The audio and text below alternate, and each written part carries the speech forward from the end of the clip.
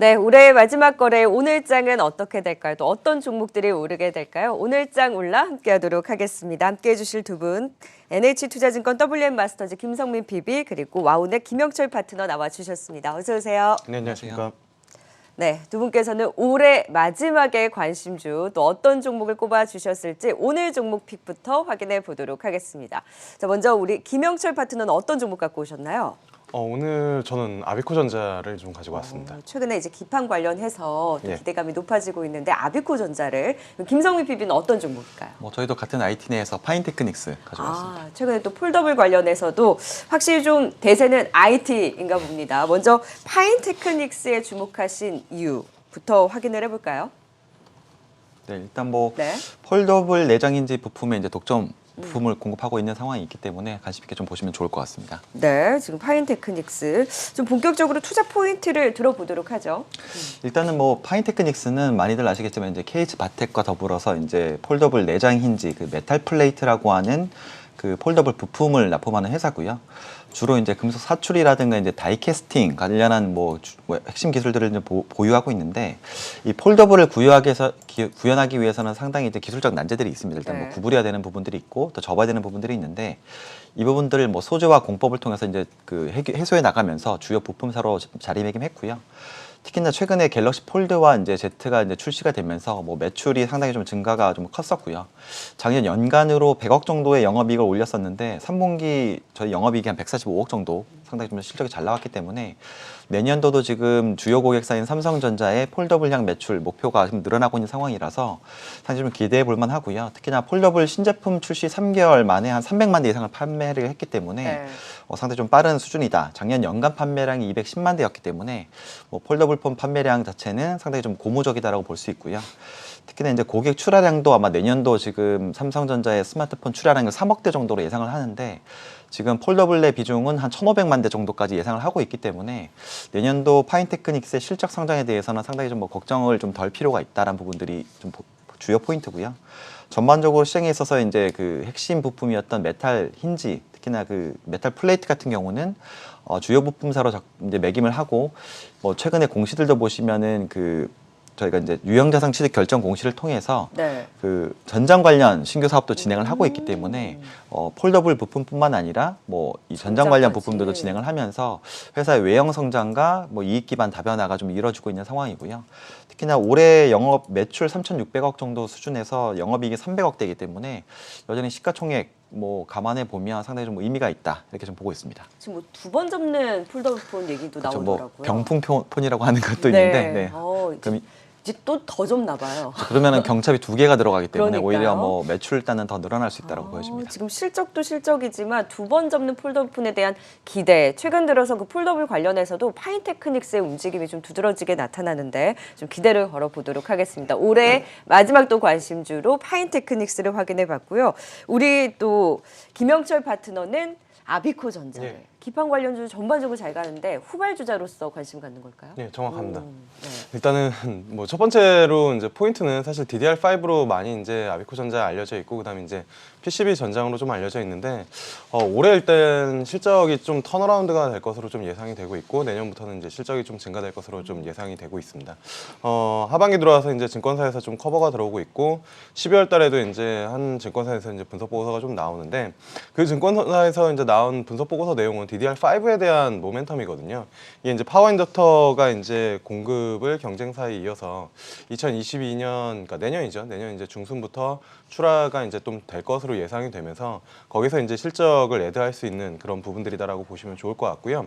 그다음에 그 분석 보고서에서는 사실 이제 포함이 되어 있지는 않는데 아비코전자 같은 경우에는 앵커님께서도 코멘트 해주셨지만 PCB 쪽에 대한 부분들이 모멘텀으로 좀 부각이 되고 있는 그런 상황이에요.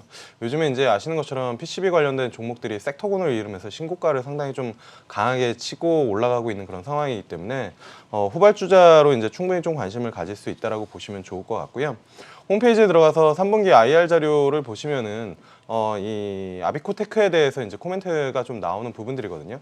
100% 이제 자회사 부분인데 이 아비코테크가 PCB 쪽을 이제 꾸준히 해오고 여기서 이제 실적이 이제 좀 증가가 되고 있는 그런 상황이고 그다음에 여기 이제 납품처가 현대모비스나 아니면은 이제 전자 쪽, 그러니까 기존의 이제 IT나 자동차 쪽에 대한 부분들을 같이 가져갈 수 있고, 그다음에 IR 자료에 들어가 보시면은 이제 자동차 하나 쪽 안에 이 아비코 테크의 부품이 들어가는 부분들을 각각 요소로 이제 이미지화한 부분들이 있기 때문에 뭐 다운로드 받으시는 건 사실 크게 어렵지는 않거든요. 들어가서 한번 보시면 충분히 이제 좀 관심을 가져볼 만하지 않을까. 그러니까 턴어라운드에다가 DDR5에 대한 모멘텀, 거기다 이제 PCB 모멘텀을 같이 가져갈 수 있으면서 영업이 흑자에 대한 부분들도 있기 때문에, 그다음에 이제 차트도 보시면은 이제 12,000원대만 좀 돌파를 해주면 상당히 좀 강하게 치고 올라갈 수 있기 때문에 충분히 좀 관심을 가져볼 만한 기업이지 않을까라고 좀 보고 있습니다. 지금 최고가 네. 부분이네요. 그 최고가를 좀 뚫고 신고가를 경신할 수 있을 것이다라는 기대를 아비코전자 또 꼽아주셨습니다. 두 분 다 IT 쪽에서 지금 아비코전자, 파인테크닉스를 오늘 종목픽으로 꼽아주셨고요. 다음 이어서 또 그렇다면 최근의 특징주 안에서 계속해서 움직일 수 있을 것으로 기대되는 또 특징 종목픽도 확인해 보도록 하겠습니다. 김성훈 PB는 어떤 종목 좀 주목하셨을까요? 뭐 일단 저는 어제 좀 특징적으로 본 것이 LG 디스플레이가 좀 특징적이었다고 강했죠. 봅니다. 네. LG 디스플레이 꼽아주셨고 김혁철 파트너는요? 저는 덱산테코피아 좀 관심 있게 보고 있습니다. 두 분 다 디스플레이 쪽에서 또 공통된 의견을 주셨습니다. 뭐 대장인 LG 디스플레이는 최근 들어서 분위기가 심상치 않아요. 네, 좀 어떤 포인트에 더 주목을 하신 걸까요? 일단 전일만 해도 어제 장이 조금 뭐 매물 출회가 많았었는데 5.6% 정도 이제 상승이 나왔고요. 특히나 이제 지난해까지 영업 적자를 보이던 OLED TV와 POLED가 이제 돈을 벌기 시작한다라는 측면에서 뭐 외국인 투자자들의 좀 관심이 좀 많다라고 보여집니다. 특히나 최근에 시장에서 가장 많이 나오는 얘기가 삼성과 LG의 이제 OLED TV 시장 뭐 진출뿐만 아니라 협력설 관련해서도 네. 뭐 솔찬히 얘기가 나오고 있기 때문에 이 부분에서의 LG 디스플레이의 뭐 패널 공급설 뭐 이런 부분들이 오히려 수급 개선이라든가 센티먼트 개선에 조금 그 우호적으로 작용을 하는 것 같고요. 특히나 이제 그 삼성도 지금 OLED TV, 뭐 컨텐더 TV 계속 뛰어든다는 얘기들 대형으로 뛰어들면서 시장의 파이 자체가 커지는 측면에서 상당히 좀 긍정적으로 시장을 보는 것 같습니다. 특히나 뭐 OLED 동참에 대해서도 LG 디스플레이 측도 환영을 한다. 그동안 외로웠다. 뭐 이렇게 네. 얘기를 하시니까 상당히 좀 의미가 있어 보이고요. 특히나 내년에는 지금 베이징 동계 올림픽, 특히나 이제 뭐 카타르 월드컵 같은 초대형 이벤트가 있을 경우에는 항상 이제 TV 수요라든가 이런 부분들이 조금 의미들이 있었는데 뭐 이 부분은 이제 코로나19 바이러스가 어떻게 좀 진행되느냐에 따라서 뭐 가변적이긴 하지만 그래도 한 2년 만에 오는 대형 이벤트들이기 때문에 좀 관심 있게 보시면 좋을 것 같고요. 특히나 OLED TV 출하량이 늘면서 LG 디스플레이도 LG 전자와 함께 최근에 가장 뭐 대형사 중에서 LG 그룹주 가장 좋았는데 뭐 관련해서도 계속 뭐 이익 성장이 나올 수 있는 네. 측면에 있다는 부분 관심 있게 보시면 좋을 것 같습니다. 또 메타버스 기기 관련해서도 그렇죠. LG 디스플레이 기대감이 높아지고 전이 차세대 그 OLED EX인가요? 맞습니다. 이 부분도 모멘텀 어느 정도로 봐야 되나요? 일단은 상당히 시장에서의 기대감을 이제 가져가게 하는 부분이 있고요. 그러니까 어제 같은 경우도 보시면 소프트웨어보다는 하드웨어 종목들이 맞아요. 훨씬 더 강했습니다. 그러니까 뭐 메타버스 관련 XR, AR 기기들 자체에 대해서도 그렇고 이 어쨌든 화면이라는 자체는 좀 필요한 부분이 있기 때문에 네. 상당히 그 XR 같은 경우도 좀 의미가 있어 보인다. 보시면 좋을 것 같습니다. 삼성 쪽에서는 이번 CES에서 OLED TV를 일단 공개를 하지 않는다고 또 얘기를 하기는 했는데 그럼에도 불구하고 지금 대면적 OLED TV 시장뿐만이 아니라 지금 메타버스 관련한 또 기기 쪽에 하드웨어 쪽에 LG 디스플레이에 대한 기대감을 또 말씀을 해주셨어요. 김영철 파트너도 디스플레이에서 덕산테코피아 요즘에 이 종목도 관심이 굉장히 높아진 네. 것 같아요. 앞서 이제 LG 디스플레이 말씀해 주셨는데 LG 그룹이 최근에 이제 관심을 좀 많이 받고 있잖아요. 덕산 그룹도 좀 관심을 좀 가져야 되지 않을까라고 보고 있어요. 일단은 뭐 덕산 하이메탈 같은 경우가 이제 상당히 좀 강하게 움직임이 좀 나오고 있는데 그런 관점에서 이제 덕산 그룹 내에서 이제 덕산 테코피아 좀 관심을 가져볼 만하다라고 보고 있고요. 앞서 이제 뭐 OLED 워낙 잘 설명해 주셨기 네. 때문에 사실 LG 디스플레이 잘 가면서 OLED 좋으면 덕산 테코피아 같이 시장에서 관심을 받을 수밖에 없는 그런 흐름이다라고 보시면 좋을 것 같고요. 이 기업 같은 경우에 일단은 매출 비중 보면은 그 OLED 중간재가 한 59% 정도가 되고 있고 그다음에 반도체 소재 쪽이 한 37% 정도가 되고 있어요. 그래서 반도체 쪽 좋으면은 같이 이제 흐름 따라서 긍정적인 뭐 실적 베이스로 가져갈 수 있는 부분들이고요. 거기다가 이제 OLED 쪽이 시장에서 지속적으로 좀 관심이 받고 있는 그런 상황이고, 그다음에 패널 부분들이 이제 늘어갈수록 이제 중간재에 대한 매출이 당연히 이제 증가될 수밖에 없는 그런 상황이거든요. 그래서 IT 쪽이 좋으면은 같이 이제 좋은 흐름을 보여줄 수 있는, 실적 베이스로 좋은 흐름을 보여줄 수 있다라고 보시면 좋을 것 같고, 거기다 이제 플러스 알파로 보고 있는 거는 사실 이제 전액 첨가제거든요. 그러니까 덕산데코피아가 보통 이제 OLED나 반도체 소재 쪽으로만 이제 인식이 많이 되어 있는데, 올해 이제 그 양산에 성공을 하면서 국내 배터리 업체로 공급을 시작을 했거든요. 그렇기 때문에 뭐 시장에서 이제 많은 2차전지 관련된 종목들이 작년, 올해 이제 좋은 흐름들을 좀 보여줬는데, 상대적으로 그런 부분들도 좀 부각이 될 가능성이 좀 높지 않을까, 그런 관점에서 덕산테코피아 꾸준히 좀 관심을 가져보면 좋지 않을까라고 보고 있습니다. 배당락이 지나고 나서 이제 얼마 남지 않은 거래일이긴 합니다만, 이때가 또 내년장에 대한 힌트를 준다라고 하지 않습니까? 두 분 다 디스플레이에 대한 관심, 그 특징 종목 안에서도 꼽아주셨고, 무엇보다 올해의 마지막 종목으로 소부장 쪽에서 또 꼽아주신 만큼 내년장 IT 기대를 걸어보도록 하겠습니다. 자, 이제 오늘장에 대한 전략, 회장일에 대한 전망은 삼천선 좀 지지하면서 마감을 할까요? 일단 뭐 기대는 그렇게 되면 좋겠는데, 그렇죠. 일단 거래 자체가 사실 좀 오늘 많지 않을 수 있기 때문에 그 부분에 대해서는 뭐 투자자분들께 맡겨야 될 것 같습니다.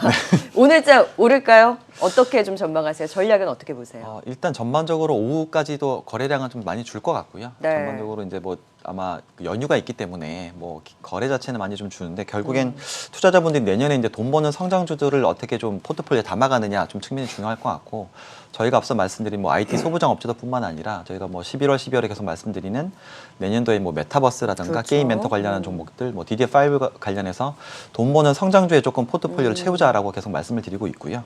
아마 내년도에는 올해보다는 조금 더 성장률 자체는 좀 하락하는 국면이 나오기 때문에 성장하는 섹터, 돈 버는 섹터가 좀 귀해진다라는 측면에서 뭐 저희가 이제 매일 아침에 오늘장 온라인 말씀드리는 종목들은 꼭 먼저 포트폴리오에 담아가시면 어떨까 네. 보고 있습니다. 좀 오늘 장에 대해서는 사실 좀 그렇게 기대가 크지는 않지만, 일단 내년 장을 준비하는 관점에서는 돈 버는, 역시 실적 숫자로 잡히는 쪽에서 DDR5도 두 분 또 공통된 의견이신 것 같아요. IT를 비롯해서 메타버스에 대한 관심을 또 새해 장에 대해서 말씀 주셨어요. 자, 김영철 파트너도 좀 비슷한 투자 전략이 네. 아니실까 싶어요. 맞아요. 네. 그러니까 올해 같은 경우에 모멘텀 플레이도 상당히 잘 먹히고, 그다음에 이제 성장주들도 되게 관심을 많이 받았는데, 내년에는 확실히 숫자를 붙여가면서 가는 종목들만 좀 네. 슬림화해서 살아갈 수 있는 그런 부분들이다라고 보고 있거든요. 그러니까 올해 큰 키워드가 이제 뭐 메타버스, 그다음에 이제 뭐 2차전지 이런 부분들이 붙었는데, 내년 같은 경우에 메타버스 내에서도 뭐 실적이 실질적으로 찍히는 기업들, 그렇다라고 하면은 국내에서 그런 기업들을 보면 소프트웨어보다는 결국에는 하드웨어 하드웨어 가능성이 쪽. 네. 좀 높고요. 그런 관점에서 이제 소부장 관련된 종목들 실적이 확실히 좀 가시성 있는 기업들 좀 많이 담아야 되지 않을까라고 보고 있고, 그다음에 자율주행 역시 좀 마찬가지인 것 같아요. 그러니까 어쨌든 자율주행이 국내에 국한된 이슈가 아니라 빅 트렌드 중에 하나이기 때문에, 그 안에서도 국내 이제 전장 부품들 하는 기업들, 뭐 사실 답은 LG노텍이 좀 보여주고 있지 않나라고 보고 네. 있기 때문에 소부장 관련된 종목들은 연말에 좀